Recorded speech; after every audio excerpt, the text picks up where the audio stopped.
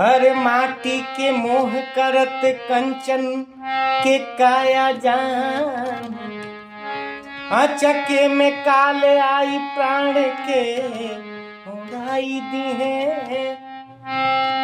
खून खान गढ़ा निखरे सुताई दी है। माटी के ऊपर नीचे माटी बिछाई दी है।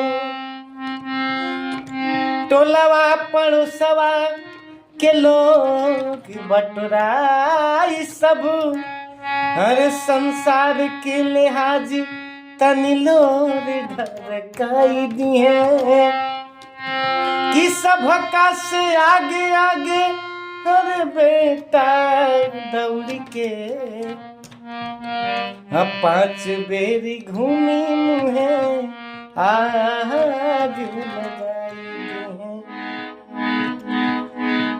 हर कवना बिरिछिया चिड़ई खुतवा लगौलू जाके, हर कवना बिरिछिया चिड़ई खुतवा लगौलू जाके। हर सुन कई के अंगना मारो उड़ गईलू पखिया पारो। कि कवना बिरिछिया चिड़ई खुतवा लगौलू जाके। हर सुन कई के अंगना मारो हर उड़ गईलू पखिया पारो।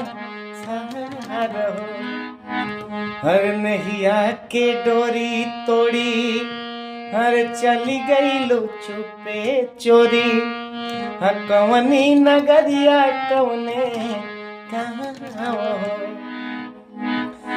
खोजीले मन में बन में हर धाई धाई घर आंगन में। धरती आकाश ठावे हर देखे ना पाता गईलू कहवा न पाता भैलू।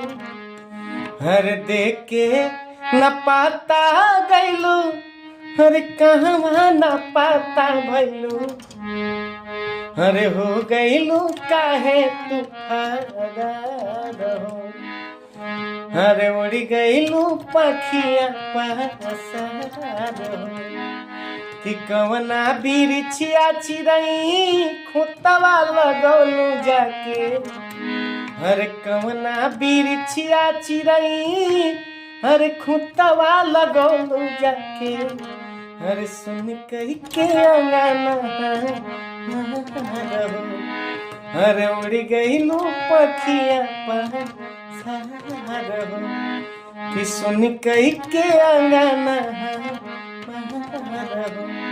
हर उड़ गईलू पखिया पारो।